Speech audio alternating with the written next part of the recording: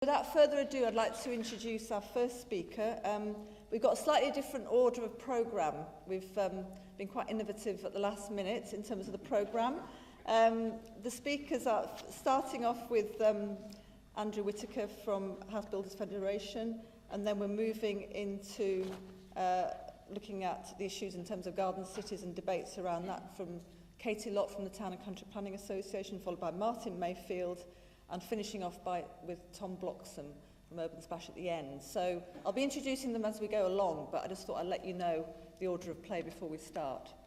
So without further ado, I'd like to introduce Andrew Whitaker, who's the Planning Director of the Home Builders Federation and has lots of experience in terms of public and private sector planning issues in terms of housing. Also involved in the Taylor Review and government initiatives on planning, and was voted, I was most interested by this, by Planning Magazine as one of the top 100 people with greatest influence in planning policy and decision making. 100 people in the UK, Britain, or the world, I wasn't sure. But anyway, thank you very much. So I'll hand over to you.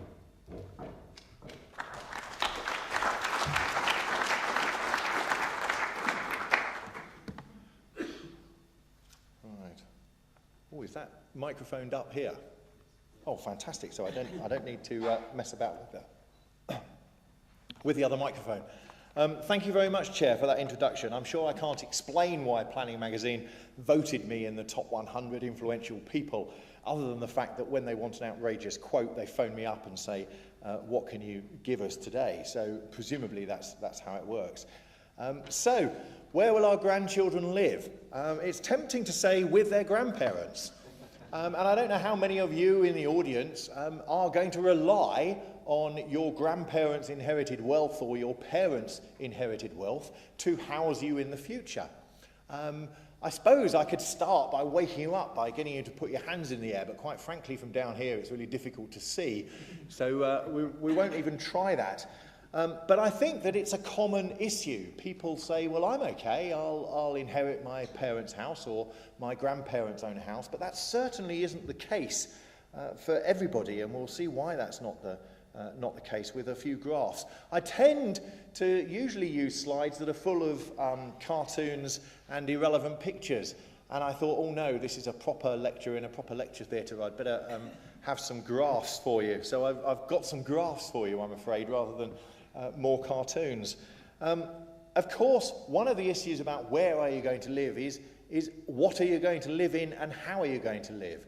And how will you afford to be able to live? And therefore, I've got some graphs about tenure. This is an affordability map. You'll see that dark colours are bad and light colours are less bad. There is no good on this map. And you'll see that Yorkshire, of course, is not as bad as the rest of the country. But if you look at the key to this map, you'll see that even the lightest colours have an affordability ratio of 6 to 6.5 times salary. So the days when I bought my first house, and I'm a lot older than I look, I have to say, when I bought my first house, the multiplier, which was 3 times your annual salary and is currently used today for providing people with mortgages, seems rather outdated. Because either people are sleeping on the streets because these affordability ratios are way out of kilter with that measure, or something else has happened. And of course, what has happened is that interest rates have gone down, and therefore the proportion of your salary that you can afford to spend on your housing has gone up. But has this affected tenure? Has affordability affected tenure? These lines are quite interesting. There's a scale up the left-hand side which is a percentage of household tenure. You can probably see the colours better from the back than I can from the front. Obviously, the big line at the top, the blue line, is owner occupation. And this goes back to 1980, well, 1979 really. What happened in 1979? Thatcher administration. Margaret Thatcher came to power, decided that everyone ought to be part of society and they ought to have a stake in society, and she allowed people to buy council houses. And we'll see what effect that had in a slide later on. But you can see we went from 57, 58% owner occupation in the early 1980s to a high of about 72% in 2003, 2004. And then we've started to fall off. It's interesting that a lot of people think that the change in owner occupation is an impact of the current recession and the massive increase in house prices and affordability ratios that we've seen. It isn't. We started changing from owner occupation before that, 2003, 2004. We tend to say 2008 was the peak of the market, so people had already started not being owner occupiers. The grey line in the middle, that's social rented. And of course, social rented housing included council house renting. And of course, the 1979 right to buy Thatcher government encouraged people to move from the grey line into the blue line. And you can see that there's a correlation between those two lines. And it's fallen off and it's been quite steady over the last 10 years. The orange line at the bottom, this is the private rented sector. And a lot of people today, when talking about the housing crisis and proposing solutions to the housing crisis, say, oh, it's all about the private rented sector. We ought to be encouraging people to move into the private rented sector. And indeed, you can see that a lot more people have been moving into the private rented sector as owner occupation has fallen. And a lot of that is driven not by institutional investment in private rented sector, which a lot of people are talking about. It's actually about people who wanted to actually sell their house, but couldn't because nobody could afford to buy it. So they ended up renting it out, borrowing more money because they were in a position where they could borrow money, and more people have moved into private rented and more people have come out of owner occupation, even though less people own more homes. So it's a very interesting graph, this one, and one which I quite like and you'll want to bear in mind as the debate goes on. My other favourite graph, and you can tell that I'm rather a sad kind of planning geek because I have favourite graphs. My other favourite graph is this one. It's a very famous graph, and you'll see it in lots of different colourways, but it's basically exactly the same graph. It shows housing completions in England since 1946. You'll even hear politicians talk about the lowest level of house building since the war. And you can see this doesn't go back to the war, but you can see here that the private sector, which is represented here in blue, the housing associations are in green and local authorities are in red. The thing I like about this graph is the fact that the private sector sort of bobbles along. It kind of builds as many houses as it builds and always has done since about the 1960s. The big thing about this graph that everyone picks up on is this red block, which was council house building, disappears. And it isn't replaced by the green block, which is the housing association movement. Now, if I were to be provocative, I might suggest that that's because the housing association movement has failed this country. It hasn't invested enough, it hasn't built enough houses, it's not a private sector problem. The private sector has carried on building houses at the rate that the private sector has always built houses. What's happened is that nobody else has built any houses.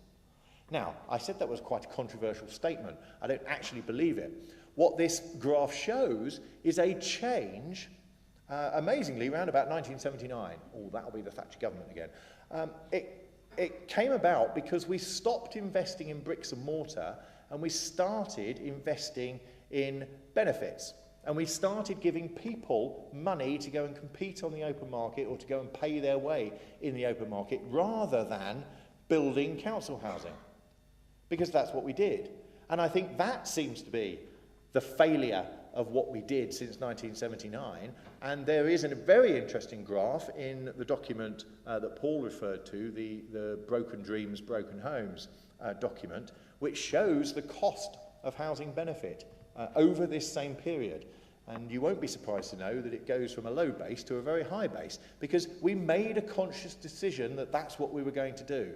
I suggest to you that it's failed because we don't have enough homes in this country for people to go and compete in the open market. Therefore, we are building in problems. What we need to do is build our way out of this problem. It is the only solution. So where will we build them? That is who will build them. Let's do who will build them, or come on to where we will build them, because the slides are in the other order. This is what happens when you don't get into the venue quickly enough and run through the slides. Right, who will build them? The graph on the left, or the stack on the left, the 2013, this is who built them in 2013. We only built 120,000 new houses last year, and you can see that the vast majority of them were private sector. You saw that pretty much from the last graph. Councils are the blue sector. Housing associations are the blue sector. Councils are the brown sector. You can hardly see the brown sector in 2013. And custom build or self-build, call it what you want, this is people building their own houses, it's quite high. It's surprisingly high. What we've done is we have done some economic projections, and we've done some growth projections, and we've done some investment projections, and we've kind of guessed how you would build 200,000 houses. This is the Labour Party's target, 200,000 houses by 2020. Now, you can guess a different way to me, and you can say, well, what we'll do is we'll invest 3 times as much in housing associations, and their bar will go up a little bit. We will allow custom builders to build houses anywhere, and their bit might go up a bit. I actually think this is quite a balanced view. It's done by the HBF's own economist, John Stewart. He spends a lot of his time running figures through rather strange machines, and has come up with this as a balanced idea. I myself think that we could actually get that brown bar much higher through investment from councils using their own land, bringing land forward to develop. But ultimately, I think it is possible to build 200,000 houses a year. You see that you've got to have growth in all of the sectors, and it is quite massive growth in all of the sectors. This is not an easy solution. This problem has been building up for the last 40 years, if not longer, and therefore the solutions are going to take a long time to come into force. So, back to the where we would build them. This is my third favourite graph, because I liked the pretty colour one best. This shows the failure of brownfield first. Those of you who keep abreast of the news might have read the Lyons review that was published last week, and in it he has a one-liner. There is no justification for the policy, but there is a one-liner that says we should have a brownfield first policy and a sequential approach to the release of land. This graph shows how that failed last time we tried it. We went from 1989 to about 2000 with a split of about 50-50 between greenfield land and brownfield land, previously developed land. What then happened was that we introduced the plan-led system in 1991, and after a bit of a lag, some local authorities started allocating brownfield sites because the plan-led system meant that you had to make decisions in accordance with the development plan, so you couldn't just bring forward any old land, you had to bring forward land that was in the local plan. And over a period of time, up to, you can see, 1997, local authorities carried on allocating about 50% brownfield, 50% greenfield, and then they thought, we'll stop allocating greenfield sites because we don't like greenfield sites, they're politically difficult to deliver.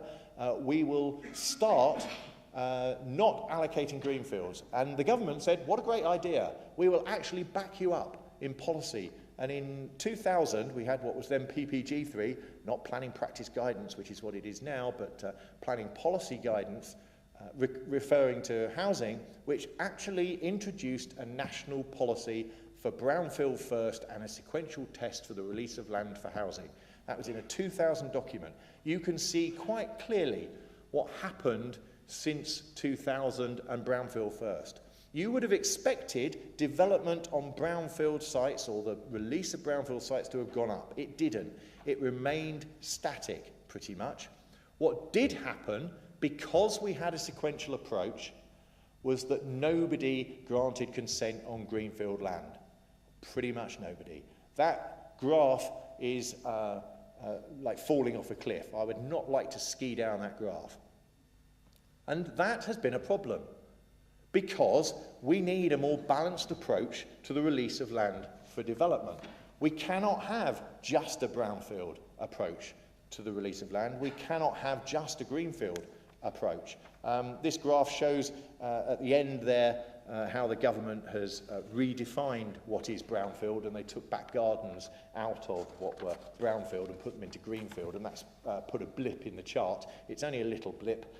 It was only a little change, a political change after all. So is it getting any better? Have we done any better? Do we realise that we've got a housing crisis, and are we doing anything about it? Well, we monitor planning permissions, or rather we have Glenigan monitor planning permissions for us, and we publish the data, and you can see we've been doing that for a while, and you can see that each quarter, overall, planning permissions fluctuate a bit, but tend to be going up, and the moving total shows that since the crash of 2007, nobody got a planning permission, but up until recently, the line is on an upward trajectory. That is good. If you want to build more houses, you have to get planning permission for more houses, and this graph shows that more planning permissions are coming through the pipeline. Unfortunately, it isn't all good news, because although the number of dwellings is going up, the number of sites started going up and has now plateaued. And it's the number of sites that is critical to the housing industry. It's a rather bizarre thing about markets that not everybody wants to live in the same place at the same time, and therefore there is a market rate for the development of dwellings in particular areas. And amazingly, in any particular location, it is all about outlets. If you have one outlet, you can develop that at about 30 units a year. If you have two outlets, you can develop each of them at about 30 units a year. But if you stick to the one outlet, you won't be able to increase output to 60 units a year. It's all about market choice. It's about people saying, well, I don't actually want to live on the east side of town, or I don't actually want to live in that town. You need more choice in order to deliver more homes. So if we are to build our way out of the housing crisis, we need to grant more planning permissions, but not necessarily and not just more large planning permissions on large sites. What we need are more planning permissions on more sites. That is the only solution to the housing crisis, and it's the only way we can move forward with positive planning. I will end, having stuck to time, with another cartoon graph, just because I like it. How many of you recognise this picture? You can put your hands up for this, because this will fall really flat if nobody knows what this is. Fine. It is. There's another geek at the back. I did take a gamble on who the audience would be tonight, and I thought I can show you a Sim City slide, and everyone will go, what the hell was Sim City? And this was a computer game in the late 1970s, I think, maybe the 1980s, where people could be cyber planners, and you basically built all sorts of things. This is the modern version of SimCity. This is the Simpsons tapped out. It is an app that runs on all of the things that run apps. And what you do is you have to build up points that are cunningly disguised as donuts. And the more donuts you get, the more buildings you can build. Now, this has obsessed me for the last 3 years. And I spend every waking hour trying to get more donuts. The only reason I try to get more donuts is so that I can build more buildings, and I can build more facilities, and I can do more things. And I rather liken that to this country's attitude to planning. Wouldn't it be nice if we spent all of our time and all of our effort trying to get more donuts so that we could build more houses, we could build more infrastructure to support those houses, and we were positive about planning, rather than wasting a hell of a lot of energy, a hell of a lot of time doing exactly the opposite, where we spend all of our time objecting to development, trying to push sites through the system and pushing sites through the courts in an adversarial way. I would much rather eat donuts. Thank you very much.